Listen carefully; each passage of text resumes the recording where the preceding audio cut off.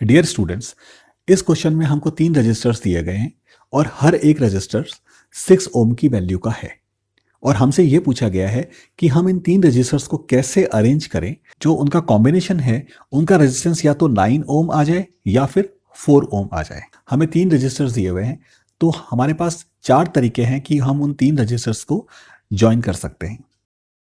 पहला तरीका है कि मैं तीनों रजिस्टर्स को सीरीज अरेंजमेंट में लगा दूं। दूसरा तरीका है कि मैं तीनों रजिस्टर्स को पैरेलल अरेंजमेंट में लगा दूं। तीसरा तरीका यह है कि मैं 2 रजिस्टर्स को तो पैरेलल अरेंजमेंट में लगा दूं और उनके इक्विवेलेंट को मैं सीरीज में लगा दूं तीसरे रजिस्टर्स के साथ। चौथा तरीका है कि मैं 2 रजिस्टर्स को तो सीरीज में लगा दूं और उनके इक्विवेलेंट को, उनके रिजल्टेंट को पैरेलल में लगा दूं थर्ड रजिस्टर्स के। तो ये 4 मेथड्स मेरे पास है। मैं एक एक करके सबके रजिस्टर्स कैलकुलेट करता हूं। देखिए, पहला मेथड तो बड़ा सिंपल है। तीनों रजिस्टर्स किस में लगे हैं? सीरीज में लगे हैं। तो इनका जो इक्विवेलेंट रजिस्टर होगा वो होगा R is equal to R1 plus R2 plus R3।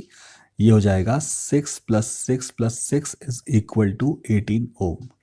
तो हमें ये नहीं चाहिए, तो इसका मतलब पहला जो अरेंजमेंट है वो हमें नहीं चाहिए। दूसरे अरेंजमेंट में देखिए, दूसरे अरेंजमेंट में तीनों रजिस्टर्स पैरेलल में लगे हैं। हम मान लेते हैं कि इन तीनों का इक्विवेलेंट है R ओम। तो 1/R क्या होना चाहिए? 1/6 प्लस 1/6 प्लस 1/6, ये हो जाता है 3/6, बोले तो 1/2। और इस तरह से रजिस्टर की वैल्यू हो जाती है 2 ओम।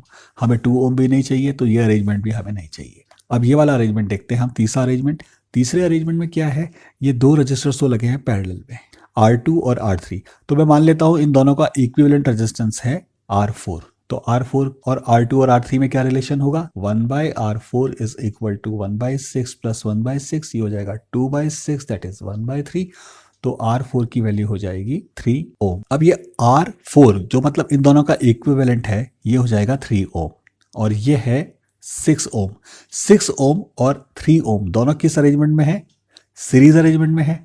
तो मान लीजिए इन दोनों का इक्विवेलेंट है R, ये आपका हो जाएगा R1 plus R4, that is 6 plus 3 and it is equal to 9 ohm. हाँ, ये अरेंजमेंट हमें चाहिए। तो इसका मतलब पहला अरेंजमेंट हमें जो चाहिए वो ये था कि 2 रजिस्टर्स तो पैरेलल में लगे हो और उन पैरेलल अरेंजमेंट का जो इक्विवेलेंट है वो लगा हो सीरीज में तीसरे रजिस्टर्स के साथ। अब चौथे अरेंजमेंट को भी देख लेते हैं। चौथे अरेंजमेंट में देखिए, ये दोनों रजिस्टर्स सीरीज में लगे हैं। मान लीजिए R1 और R2 इन दोनों का इक्विवेलेंट है R4।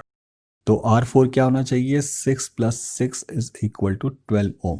क्योंकि ये दोनों सीरीज में है, दोनों ऐड हो गए, तो इनका इक्विवेलेंट R4 हो गया 12 ओम। अब ये 12 ओम 6 ओम के साथ पैरेलल में लगा है। 12 ओम और 6 ओम दोनों पैरेलल में है। मान लीजिए उनका इक्विवेलेंट है R, तो क्या रिलेशन होगा? 1/R is equal to 1/12 plus 1/6। तो 1/R हो जाएगा 3/12, हो जाएगा ये 1/4। तो इस तरह से R की वैल्यू हो जाएगी 4 ओम। ये अरेंजमेंट भी हमें चाहिए। तो हमें इसका मतलब इन 3 रजिस्टर्स को जो 6 ओम के हैं इस तरह से लगाना है कि 2 पैरेलल में है, एक सीरीज में है, या फिर 2 सीरीज में है और एक पैरेलल में है।